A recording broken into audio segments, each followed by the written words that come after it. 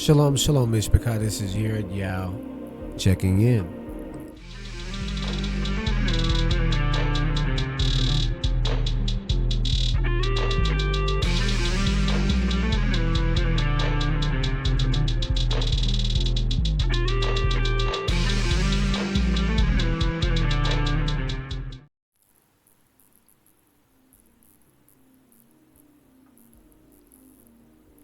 Shalom, shalom, Mishpachah. This is Yared Yao, and we are getting into the news. So this episode is called Scandal, and as ridiculous as it sounds, it's going to get even more ridiculous, you guys. Because, when we look out into society and we see the things that are happening, we can't just overlook it. Do you see what I'm saying? Anything that we see that resembles something in society or in the past, or that has too much of a semblance to another thing, we can't dismiss as mere coincidence, because we know that the conspiracy lives within the the conspiracy lives within the coincidence. You see what I'm saying? So anything that we see that's wild or just offhand ridiculous, you don't want to dismiss it offhand. You want to take a second look and see what's really going on, right? And so there are a couple of themes that are ever present running through the media, and not only themes but caricatures of a theme. So where it's not just an idea that is being displayed, it's also a person that represents this idea. And in a lot of situations, what the media will do, what those that are in control will do, is they'll foreshadow the person's existence, right? Foreshadow it sometimes, we know, from a long way away, right? If we've been paying close attention, we know that Donald Trump was forecast 100 years ago in a book called The Last President, right? His son, Barron Trump, this is Trump's son. This guy, Ingersoll Lockwood, I think his name is, wrote a book called The Adventures of Barron Trump. And some of the elements in the book directly foreshadow the events that are happening right now, with President Trump being what many consider to be the last president. He's announced that this was going to be the last voting session that they would have. They wouldn't need to vote him into office again. Do you see what I'm saying? And so when we look at it, we look at this prediction from 100 years ago. How is this prediction able to be so accurate? Do you see what I'm saying? Not only that, if you guys have been paying attention to this channel, I follow Trump pretty closely. And of course, not follow him as in I'm a Trump fan or supporter of it or anything like that. Just obviously recording the mystery. Do you see what I mean? Anybody that holds the office of president, what we believe on this channel is that they are holding the office of anti-Messiah. So whether that be Trump, whether that be Clinton, whether it be Obama or Biden, whether it be Bush or Johnson or Kennedy or whoever, they are anti-Messiah for a season. That the office of president of Babylon, of New Babylon, America, means that you're antichrist for a season. You see what I'm saying? And so when we look at this, we see it for what it really is, not for what people say it is. And this President Trump, has been foreshadowed for about 100 years in book media, and then also in television media. We know that he was foreshadowed in, what was the name of that Western? There was a Western that came out in 1958. That the whole Western was about him. The whole show, that particular show, was about him. And I can't remember the name of the show offhand, but we have a video on this channel that goes over his appearance or his mentioning in this particular Western. And in the Western, this guy Trump is a con man, and he's coming to this town and is going to save this town from destruction by building a wall, right? Do you remember Build That Wall? The Trump in this Western, this particular Western, actually uses the phrase "build that wall." Do you see what I'm saying? And in the Western, Trump gets shot, just like in real life. You see what I'm saying? So they're foreshadowing these events in the media, and the actual characters are developed before you even have the person born in this situation. Do you see what I'm saying? Not only that, you can jump forward another 30 years to Back to the Future. You guys remember Back to the Future? We talk about that movie all the time on this channel. Remember Biff Tanner? Do you remember Biff Tanner when he got a hold of the book, the book from the future? Did we talk about that in one of the last videos recently? In Back to the Future 2, Biff Tanner gets a hold of the book from the future and uses it to, become rich. So that character in Back to the Future clearly is Donald Trump. I mean, this is in the 80s. Donald Trump was real popular in the 80s. Building and supposed to be entrepreneurship. And so he's building Biff Towers in the movie. Biff Tanner is building Biff Towers. There's actually a tower that's called Biff that's got his name in cursive neon, Vegas style lighting outside of the tower. And of course, you've got Trump Tower, right? It's a clear caricature one of the other. And even before the person is in the position to make these type of changes in the way that the character in the movie is able to do. Do you see what I'm saying? He's taking control of the city and then taking control of the country in the movie. You see what I'm saying? And this is what happens in real life. Except this story is portrayed, you see what I'm saying, 30 years too soon, 40 years too soon. Do you see what I mean? So let's take a look at that concept. If they are foreshadowing the things that they're going to do in the news media, I'm sure that works on a macro scale and then on a micro scale as well. And so, you start paying attention to people, you start paying attention to themes, and then you start making connections about, what things are these mass media manipulators, what things that they believe are important, and what tropes they're willing to put in front of you so that you can believe in a certain way or follow a certain trend or whatever it is that they're manipulating you on. In this case, this is the witchcraft that comes out of Babylon. You see what I'm saying? Part of it is mimicking prophecy, right? Mimicking the foreshadowing of prophecy by pre-planning even people's lives. Do you see what I'm saying?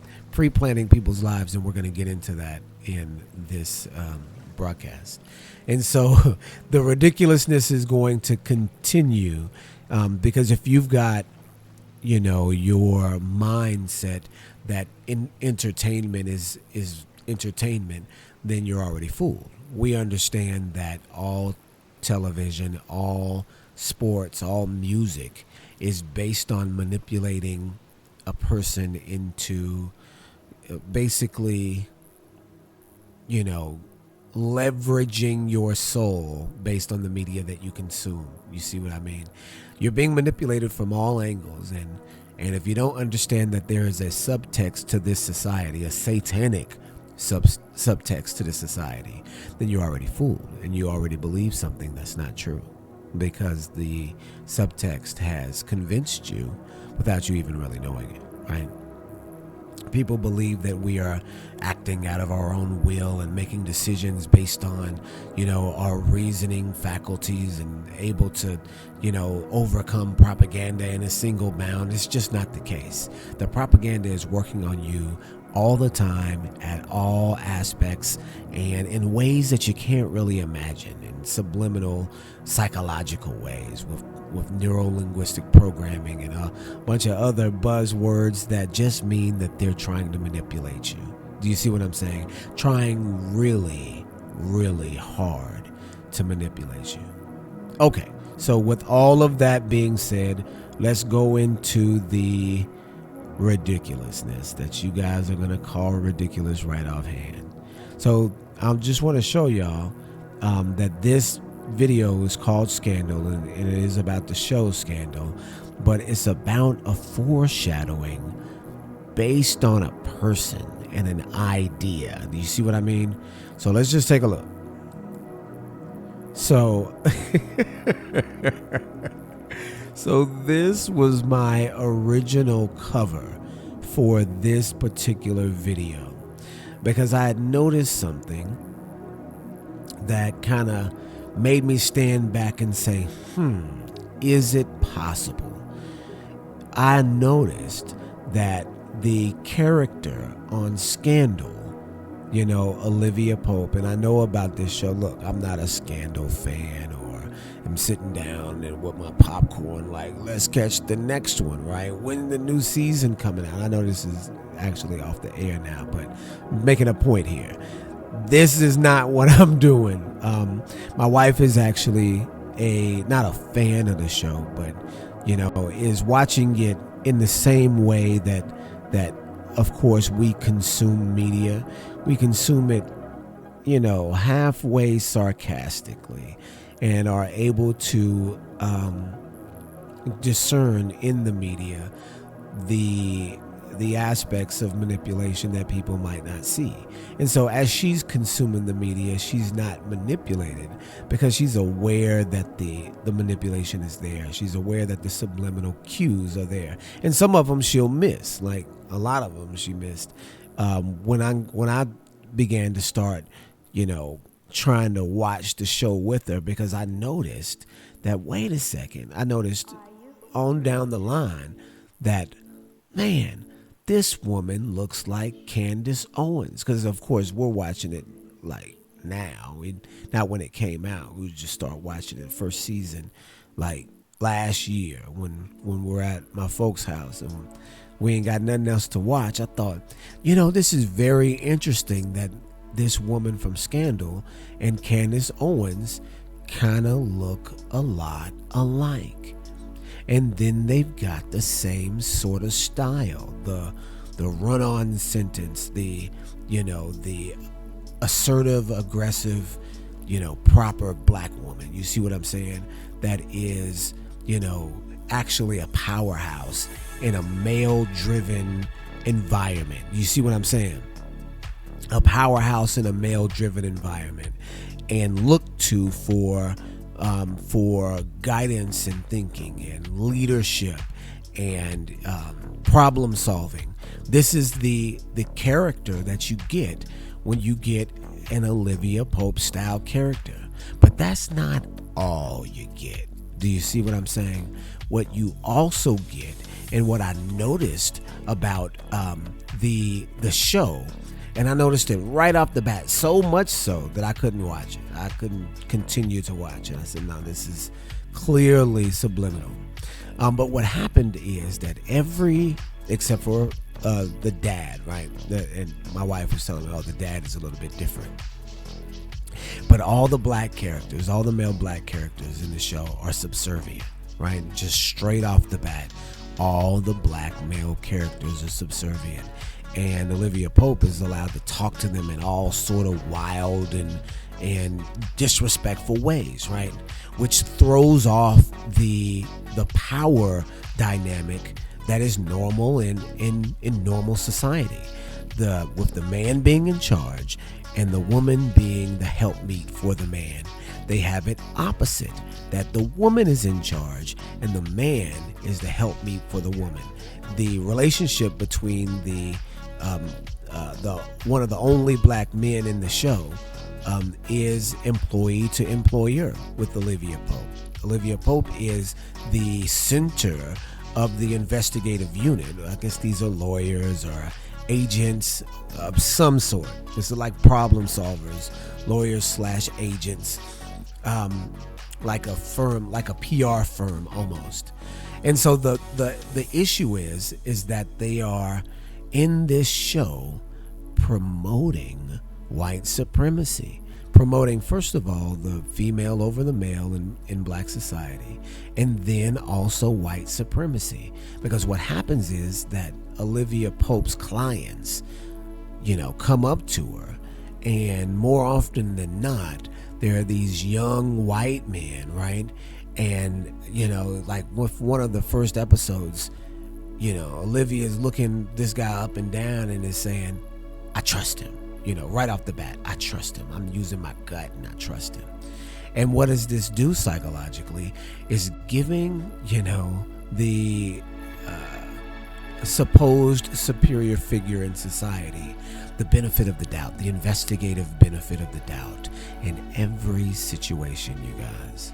And then dismissing offhand the black male that's in a position of subordinates, dismissing him offhand in a bunch of different, I'm sorry, I just don't like the way that music is sounding, I'm gonna cut it down. Dismissing him offhand in many different scenarios, in a lot of different ways, right? A lot of different psychological cues, and of course, being a black male, I'm automatically sensitive to that, so I can automatically tell, oh, okay, well, this is geared against me. I can tell straight off the bat. And then not only that, the love interest, do you see what I'm saying, which is the president, is a white man, right? The love interest is a white man. And this is an adulterous relationship that Olivia Pope has with this white man, the president.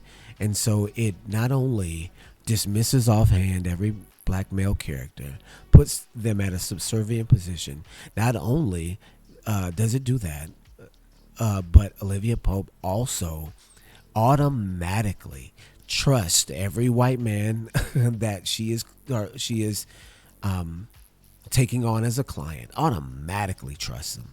And then third, her love interest, which is out of her reach, already married, is a white man in the biggest position in the country. So you're looking at the levels of white supremacy being broadcast to you in the form of a television show. And the television show is called Scandal, right? The television show is called Scandal. And it's about her having to deal with and clean up scandals behind the scenes, right? As this authoritative black woman. And of course, we know that our people, whether it be male or female, can command positions of power in many different ways, right? And we don't.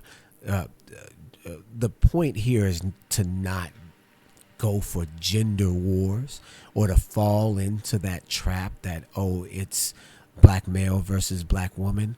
That's not the goal here. The goal is to identify the propaganda and the techniques that they use in order to subvert what you would naturally do. Do you see what I'm saying? The natural order, the Elohim given order of the family, right? And that would be our family. Because these things work in ways that you just cannot anticipate. Do you see what I'm saying? And I'll give you an example, right? I'll give you an example. So at the beginning of one show, and I just noticed these things just right offhand. At the beginning of one show, Olivia Pope is walking up to the White House, and there's a security guard there. And the security guard is a black male, right? And so the security guard stops her and says, oh, Olivia Pope, your security clearance has been revoked due to this particular person. And she's like, what? Don't you dare stop me. Who you talking to? Da, da, da, da, da. And then he's like, I'm sorry, ma'am. You can't come in. Your security has been revoked. You can't get in. Okay, well, I'm going to do something about this, right? And so she calls a white dude that works in the White House, right? And she looks at the man and says, "Here, he wants to talk to you."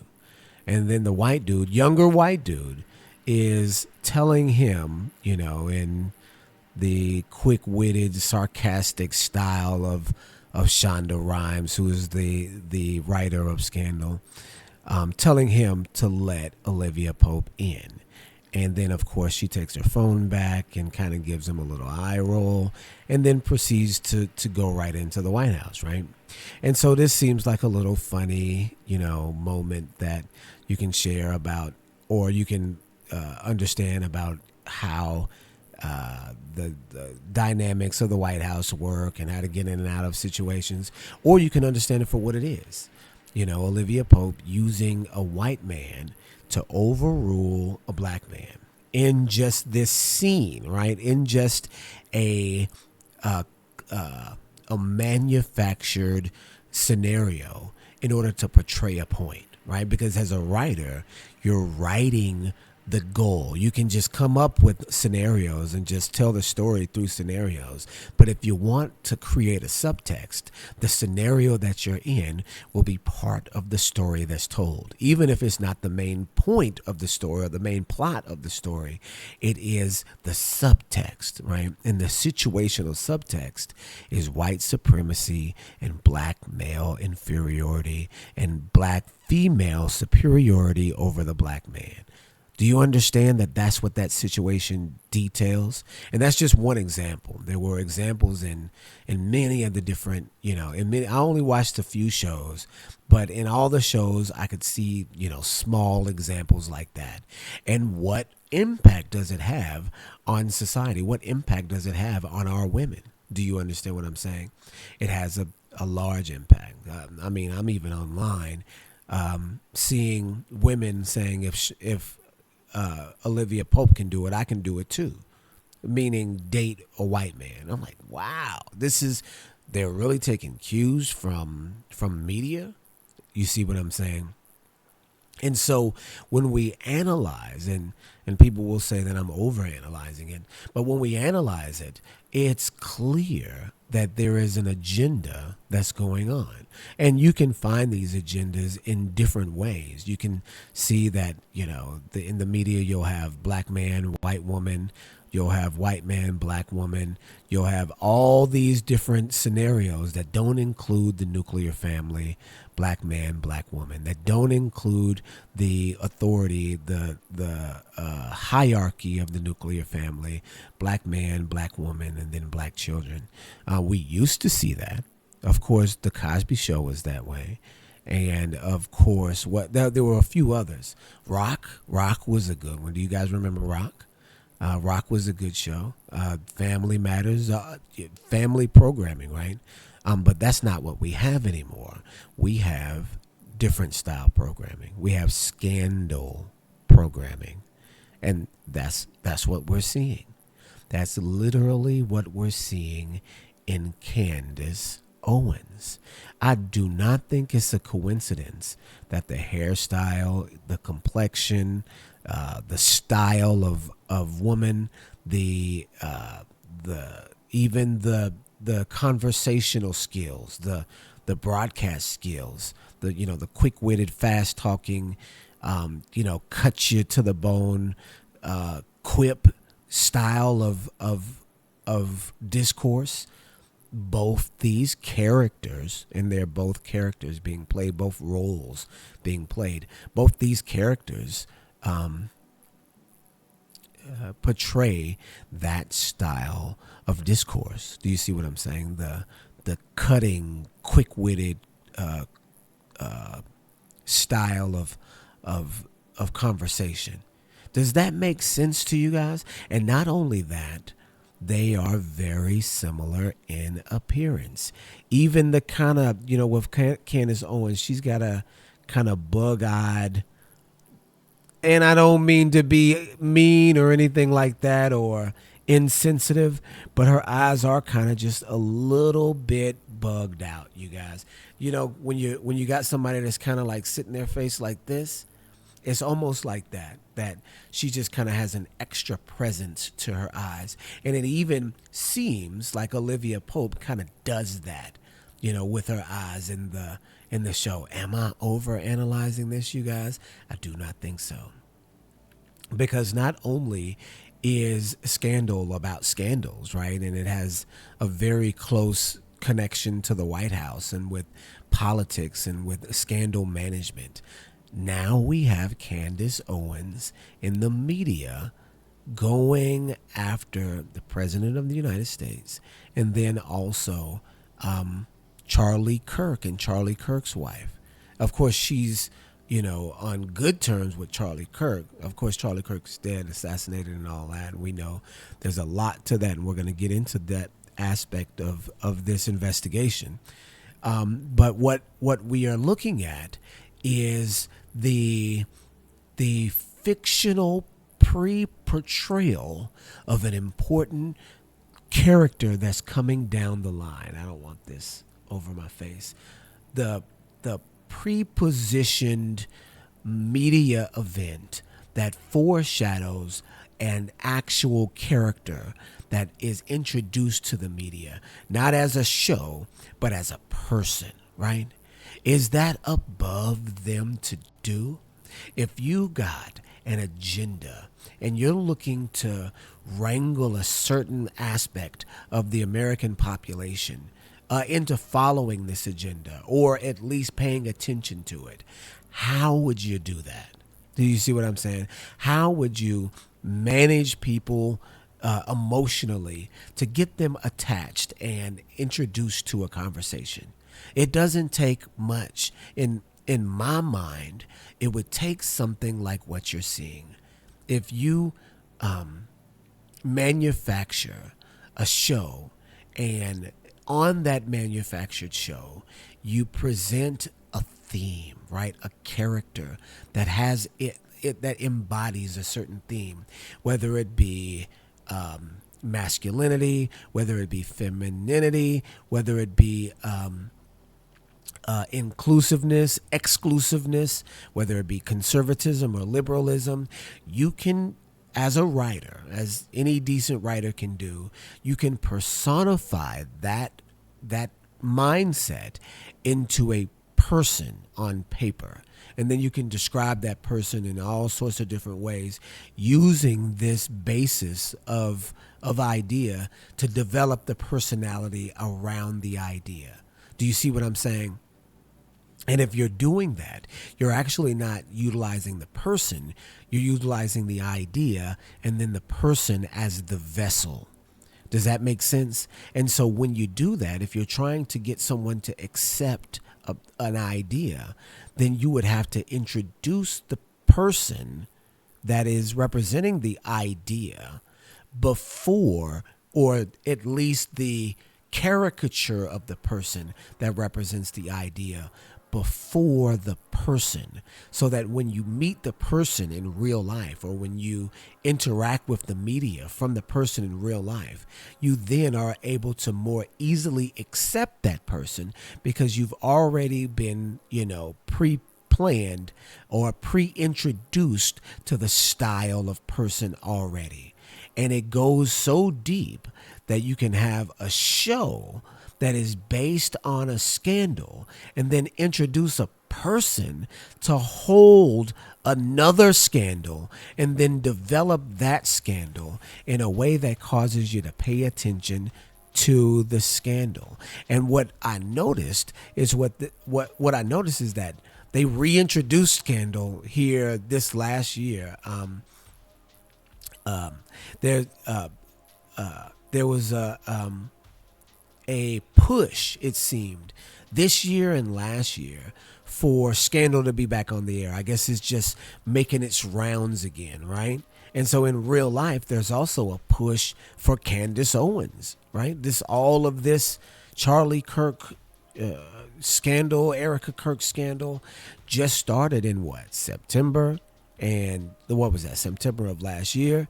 And then since then, Candace Owens, of course, she's been a personality before then.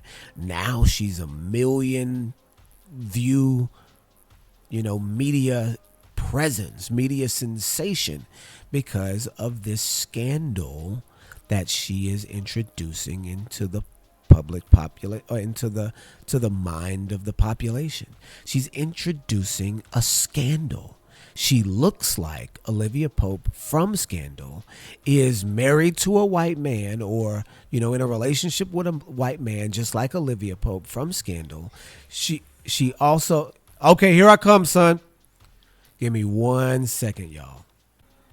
Okay, so what we've got going on here is that you actually have a scandal that Candace Owens is portraying to the American people, right? To YouTube, basically. Literally, she's carrying with her a scandal, and Olivia Pope, of course, represents scandal. She's the scandal handler. You see what I'm saying? And so when you look at the scenario that you've got Erica Kirk and Charlie Kirk. You've got Candace Owens tied to Charlie Kirk. And in Scandal, you've got Olivia Pope and the president, and they're in an illicit relationship, but he's got a wife too. Do you see what I'm saying? So you've got this weird love triangle in Scandal, and then you've got this weird relationship triangle in real life with Candace Owens and Charlie Kirk. And of course the characters aren't one for one.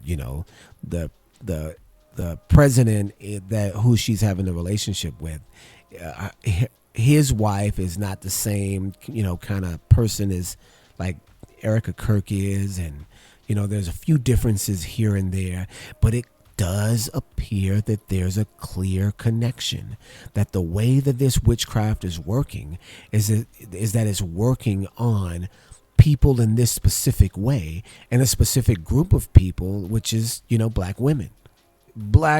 And I've noticed that where of last year and the year before that, because I've noticed Candace Owens, and I've noticed that she's in the conspiracy world halfway.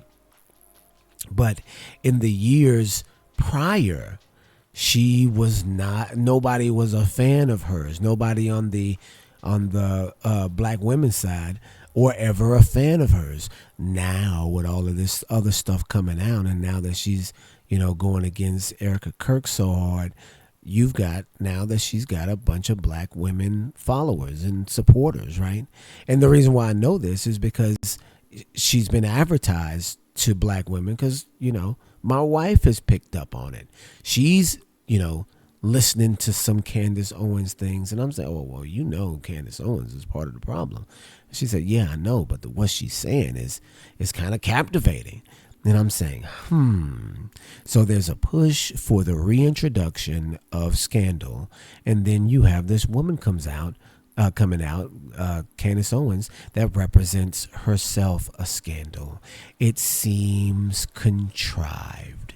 And so since she's like the biggest conspiracy channel on YouTube ever since Alex Jones had fell from grace, right? Fell from grace. You could say Alex Jones has fallen from grace. Ever since then, she's been top conspirator, top conspiracy journalist. She's the one that's been putting out all the information. And you guys know that Alex Jones is controlled opposition, right? And so that means that Candace Owens is controlled opposition too.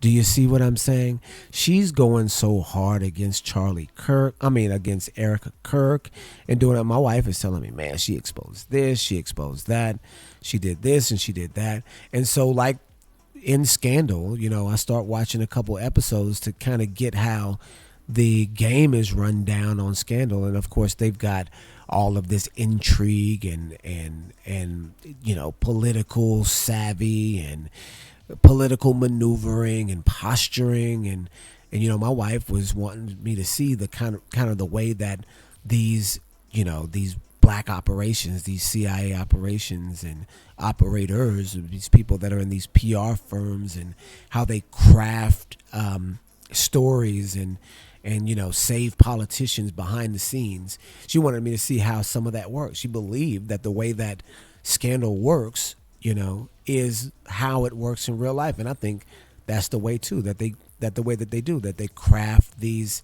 stories around people, and they present them as if they're the real story. And they have PR firms to do this, right? For all these major scandals, they've got PR firms to do this. Well, if they've got PR firms to cool down a scandal, then they also have PR firms to create them too, right? And you don't have to create a scandal when there's one really there, right?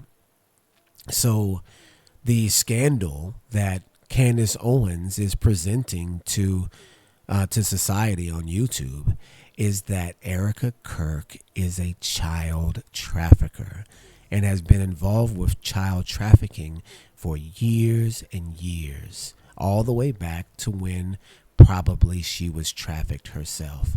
This is the story that Candace Owens is presenting, and it's true. It's true about Erica Kirk. It's true that her parents, I saw today that her parents were members of a satanic cult, that they are photoed with people that we know were in satanic cults and that trafficked children, right? There's a guy named Michael Aquino who is the head of the satanic cult that operated in the military, literally the military's satanic priest. I mean, this is how he was even described, right?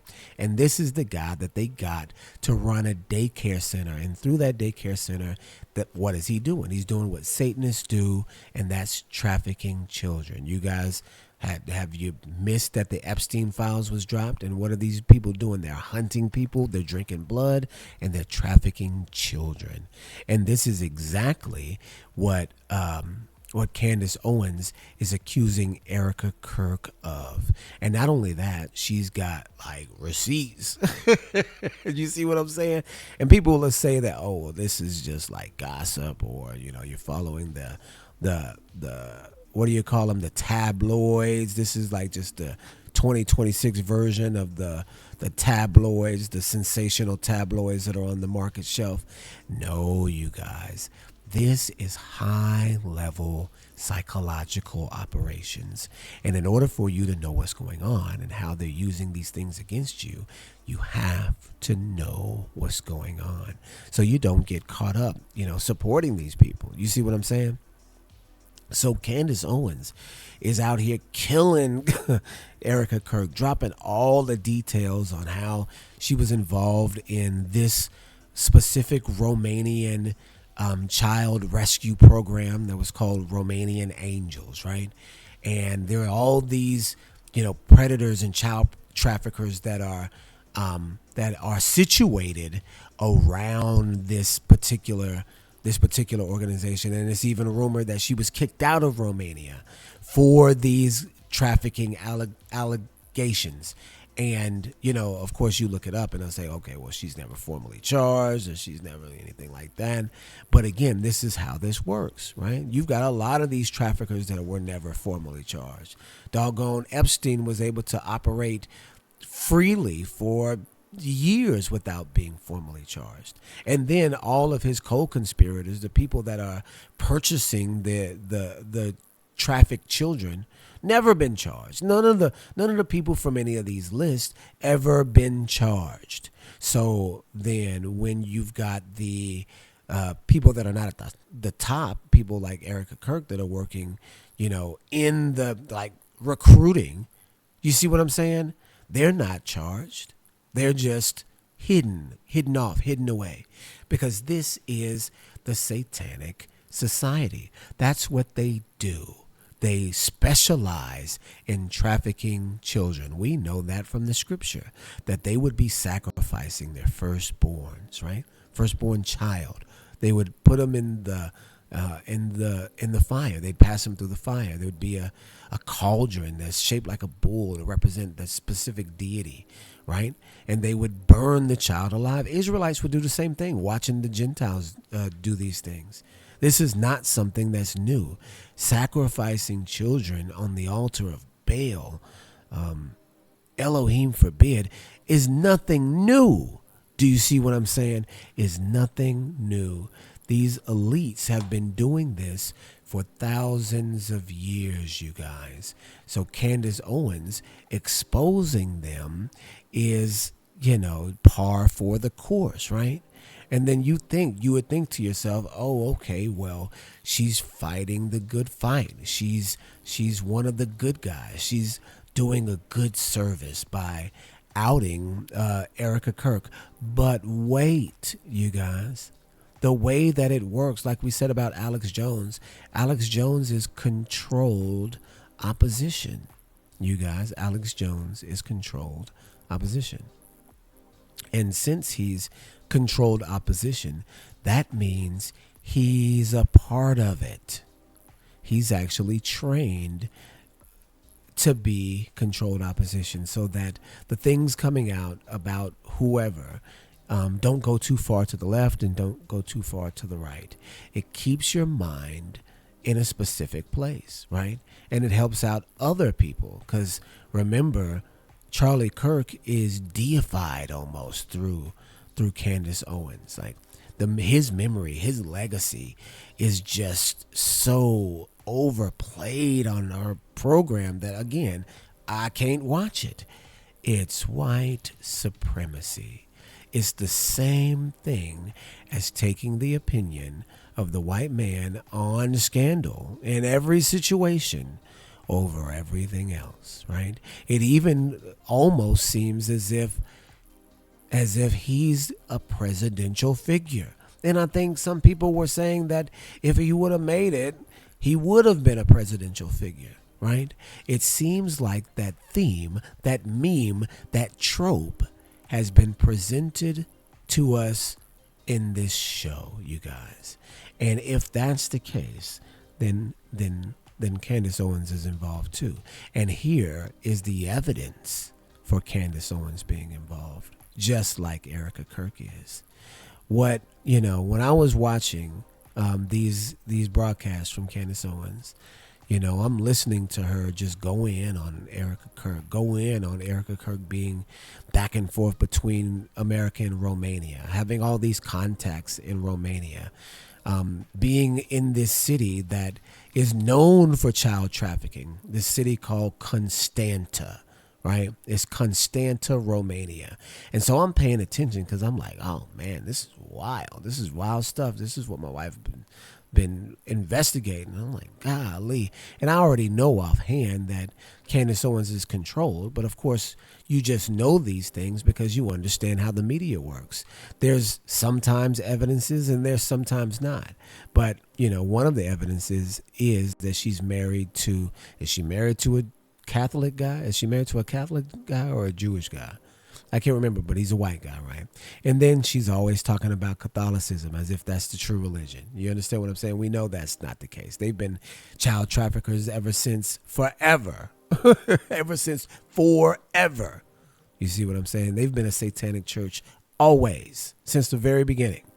So we know that she's got to be on the losing side. You see what I'm saying? But we don't have any clear-cut evidence besides her fighting for the wrong team and then, halfway deifying Charlie Kirk. We know that that's part of the agenda, right? But here's where the crazy part comes in at. She's talking about Constanta and all of these contacts and in Romania, and that this is a child trafficking hub, and that she's going back and forth, and she's got these charities there. And then after a couple of weeks of her talking about this, and I'm, checking in here and there, and my wife is watching it, and she's giving me kind of updates. And this is when a lot of this stuff was first coming out. So I'm watching it like, dang, so this is what's really going on behind the scenes with Charlie Kirk, right? And we're going to talk a little bit more about Charlie Kirk. But then she says, and I can't find the actual episode, but I'd love to go back and find the episode where she says this.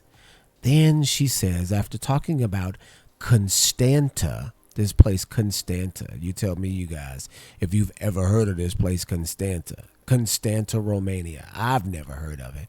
It's not on my bucket list of places to visit. But what she ends up saying is that I'm actually familiar with Constanta because my best friend is from there and I've been there twice. And I said, "What? What? Did she just say what I thought she said?"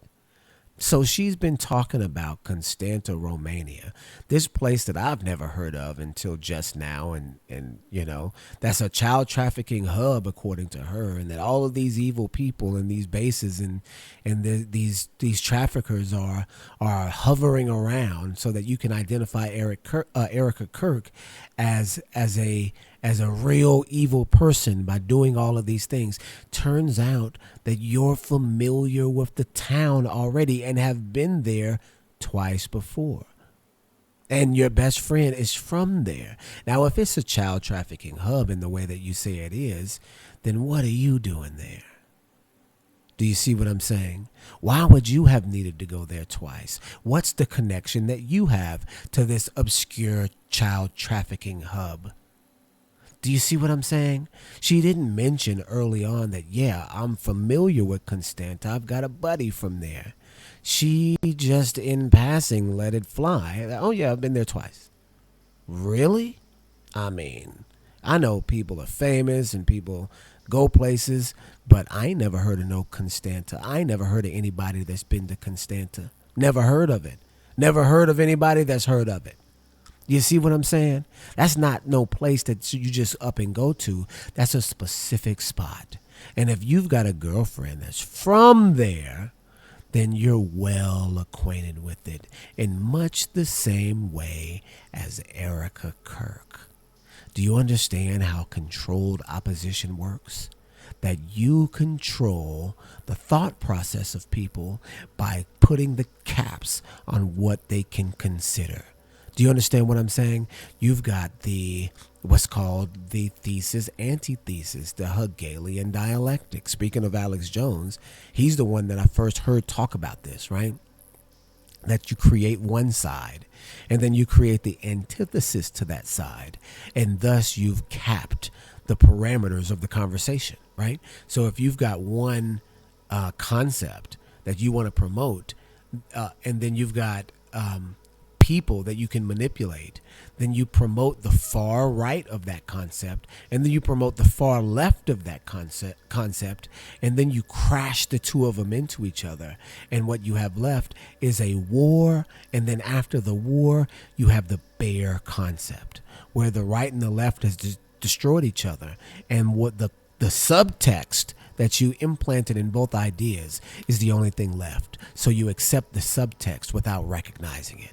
Do you understand what I'm saying? The subtext in this Erica Kirk versus Candace Owens feud is that Charlie Kirk and his ideas are true and he's a martyr for the United States.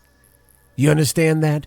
That by following either side, you agree in the middle on the on the veracity, the truthiness of Charlie Kirk.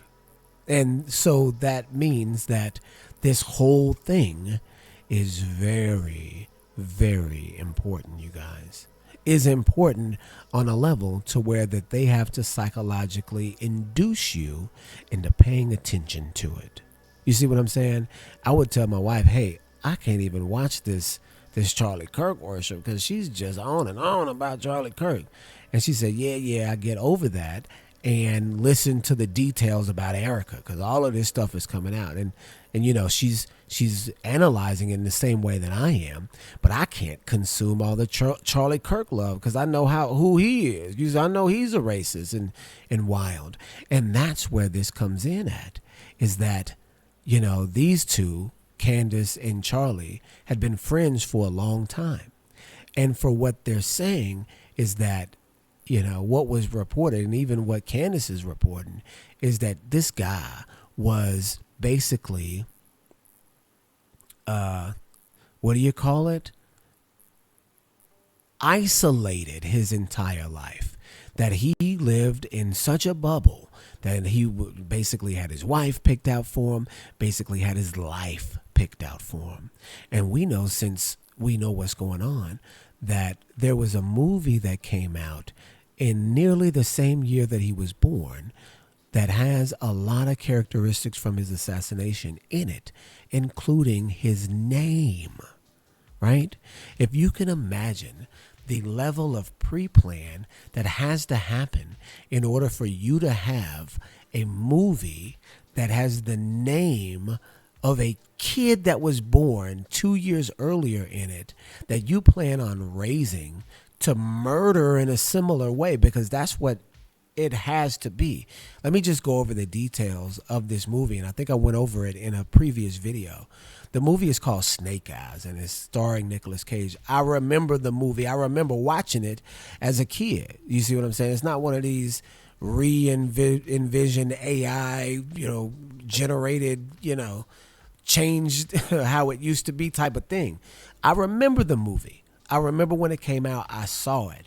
And I thought the movie was weird back in the day when I saw it. This movie don't make no sense, really. It's just one of those throwaway movies. The movie's called Snake Eyes. In the movie, a guy named Charles Kirkland is shot in the neck on September 10th when he's at a fight for a guy named Tyler. The main boxer is Tyler. In real life, Charlie Kirk is shot in the neck. I mean, this is the supposed scenario. Charlie Kirk is shot on the neck. Not Charles Kirkland, Charlie Kirk. It's the identical name. Shot in the neck, identical assassination method. Shot on September 10th, identical day. And then the boxer named Tyler and the shooter named Tyler.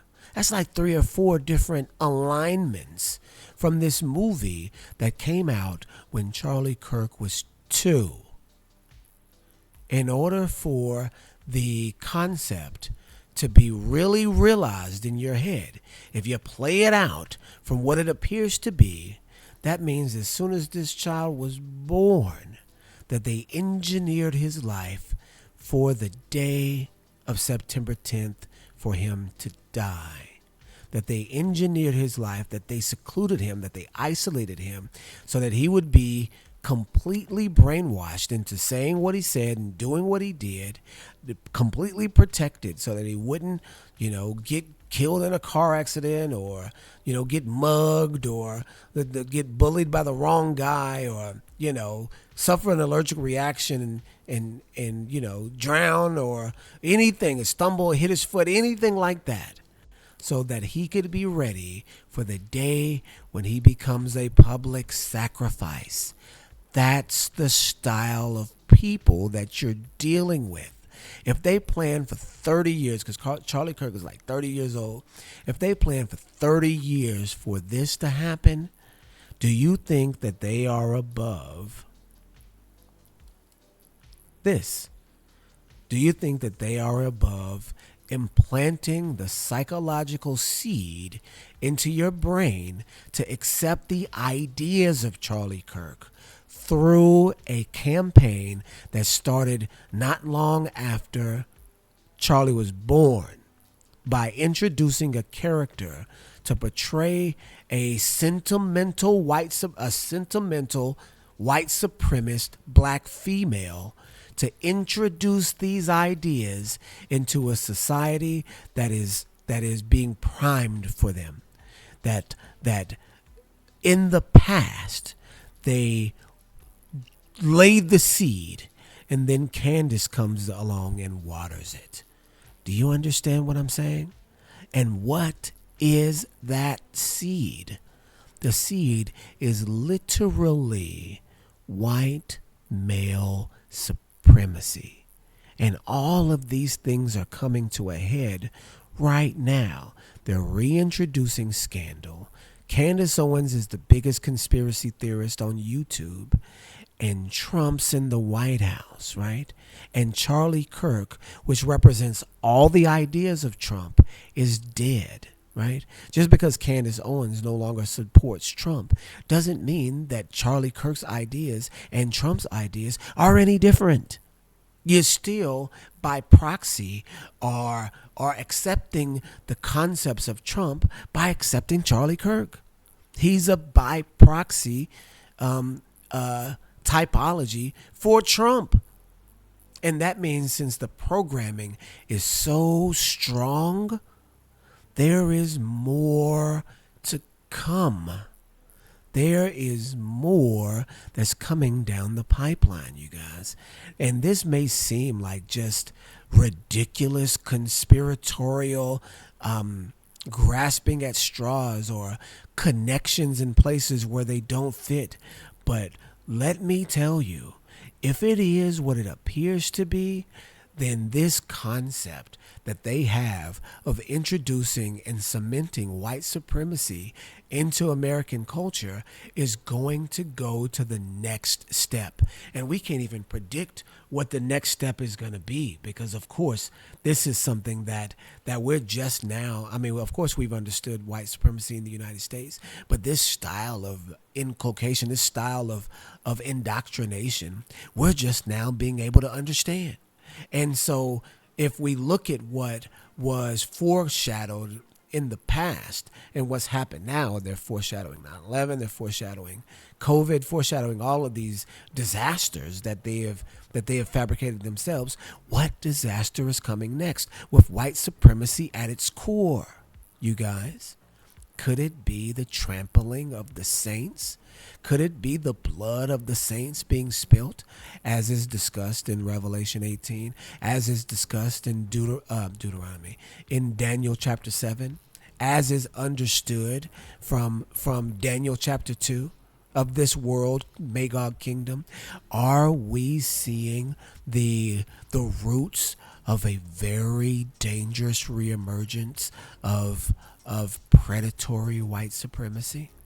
I think that's exactly what we're seeing. I don't think that the Austin Metcalf, Carmelo Anthony murder is anything but another example of the same thing, that you cannot touch nobody white in this country without getting the book thrown at you. And that Austin Metcalf, in the same way as Charlie Kirk, is a martyr for the cause. And are they above killing their own martyrs? No, they're not. They're using these ideas, this high-level witchcraft, in order to manipulate you into the concept of white supremacy. So they've got something really big planned down the line for you to accept. Something really big. Hallelujah, that we are not fooled, that we can look through the propaganda, identify it as a device of the devil by even just the slips of the tongue. You know, I don't think Candace Owens had slipped up when she said that she had been to Constanta twice. I think she had to. I think she had to mention that, because if she didn't and it came out later, but wait, you've been to, we know your buddy is from there. We got your receipts. If she didn't say anything about that and it came out later, it would have looked mad suspect. So she had to say at some point in time that she had been through there. If this is a child trafficking hub, like they're saying it is, then automatically, then she's involved. Automatically, she is involved. There's no way around it. Automatically, she is involved. It's like if you're going to Cuba, right? And you're in Cuba and you've got 2 visits to Cuba. Oh, my best friend is from Cuba. And, you're already in a political environment and you're, high level politics, but you're going back and forth to Cuba. That means you're like part of some sort of movement, some sort of communist movement, right? If you're going back and forth to China, you're in some sort of if you're going back and forth to Russia, you see what I'm saying? People that just don't go to these places because they're known for these certain things. If what Candace Owens is saying about Constanta, Romania is true, that it's known for child trafficking, what are you there for? Why didn't we know that you'd been there twice already and your best friend is from there? That means you have a major connection to this place. And if the place is just this hub, you have just as much likelihood as being involved in this as Erica does. Do you see what I'm saying? And it's just par for the course, because then we find this. And I want to show you guys something. And I don't think it's a coincidence, right? You guys check this out. Give me a second. And so I found this, and I didn't even have to look at the actual article or news broadcast. Look at this. Watch this, y'all. Erica Kirk to address assassination theories privately with Candace Owens. So, in what context?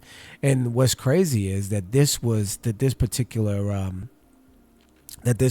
headline came out in 2025, in December of 2025. So that means that they are privately discussing theories about the assassination. And so Candace Owens' her whole platform is that Erica Kirk was involved, and there's this massive conspiracy. And so what in particular would they have to discuss one with another? Maybe the crafting of how these conspiracy theories, the right limits and the left limits of what you can say and what you can't say, what they want to be revealed and what they don't want to be revealed, just to kind of, whittle away at the fluff or the important fluff that they don't want you to know, and get the story straight. Are they consulting one another to know what move to make next? Undoubtedly so, y'all. They are conspiring together. And that's what's so wicked about it, is that, it's a conspiracy. And in the conspiracy, the way that these folks work is that both sides are involved in order to control the conversation and steer it in a specific direction, you guys. Be prayed up. Pray for understanding. Don't follow these media personalities. Don't be fooled by what they trot in front of you, because in most situations, you guys, the people that they trot in front of you are going to be controlled opposition. They're going to be the ones that are trying their best to steer your mindset in a particular direction. And we can see the direction that they're spinning us. Praise Elohim Yah-oh for wisdom and understanding. Otherwise, we'd be lost. This has been Yerid Yao with Hebrew News. Shalom, shalom, y'all.